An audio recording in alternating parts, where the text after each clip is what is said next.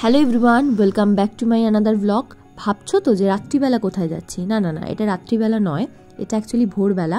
দিনটা ছিল 11 জানুয়ারি, প্রচণ্ড ঠান্ডা ছিল এবং হাওয়া দিচ্ছিল। সব থেকে বড়ো কথা, আমি 4টে সাড়ে 4টে করে যাচ্ছিলাম হচ্ছে মায়ের সাথে বোলপুর। আমার অনেক দিনকার ইচ্ছা ছিল আমি বোলপুর যাব। মা আমাকে ট্রেনে তুলতে যাচ্ছিল, এটা খানিকটা সোলো ট্রিপই বলতে পারো। তো যাই হোক, আমি গিয়েছিলাম শেওড়াফুলি থেকে ট্রেন ধরেছিলাম। আমার যেহেতু শেওড়াফুলি শ্রীরামপুরের মাঝখানে বাড়ি, আমি এর আগেও বলেছি। তো আমি গণদেবতায় গেছিলাম, আগে থেকে টিকিট কাটা ছিল, তাই সিট নিয়ে কোনো ঝামেলা হয়নি। যে স্মুথলি গেলাম, সবই ঠিকঠাক নামলাম, নেবে একটা রুম নিয়েছিলাম, যে রুমটা একটু ফ্রেশ হয়ে তারপর বেরোবো, এরকম একটা চিন্তাধারা ছিল। তারপর টোটো বুক করলাম, করে বেরিয়ে পড়লাম, বিভিন্ন জায়গা ঘুরতে লাগলাম। কিন্তু হ্যাঁ, একটা জিনিস বলার, বোলপুর তো আমার অনেক দিন আগে থেকেই যাওয়ার ইচ্ছে ছিল। আমি সবাইকে দেখতাম, সবাই ওখানে স্টে করেছে, কিন্তু আমি স্টে করতে পারিনি।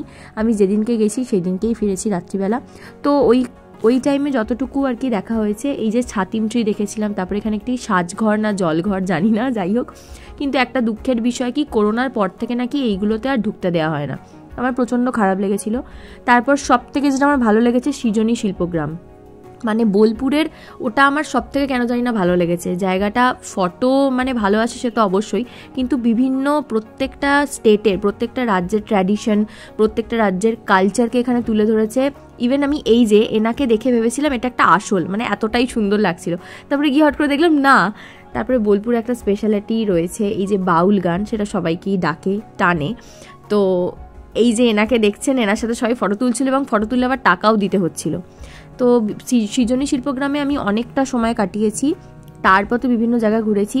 এই যে এইটা আমার ওখানকার খুব ভালো লেগেছে, যে গাছকে কি সুন্দরভাবে কেটে কেটে বিভিন্ন, মানে হাতে করে কেটে কি সুন্দর স্কাল্পচার করেছে, মানে আমার খুব ভালো লেগেছে। তারপর ওখানের একটা মোস্ট বাজে জিনিস যেটা দেখলাম, রাস্তা খুব ভালোও নয়, ঠিক আছে, আর প্রচণ্ড ধুলো আর হাওয়া দিচ্ছিল, শীতকাল, মানে রাস্তার তো অবস্থা খুব খারাপ। কিন্তু হ্যাঁ, অনেকটা ভেতরের দিকে গেলে খুব সুন্দর গ্রাম দৃশ্য, বেশ আমার ভালোই লাগছিল।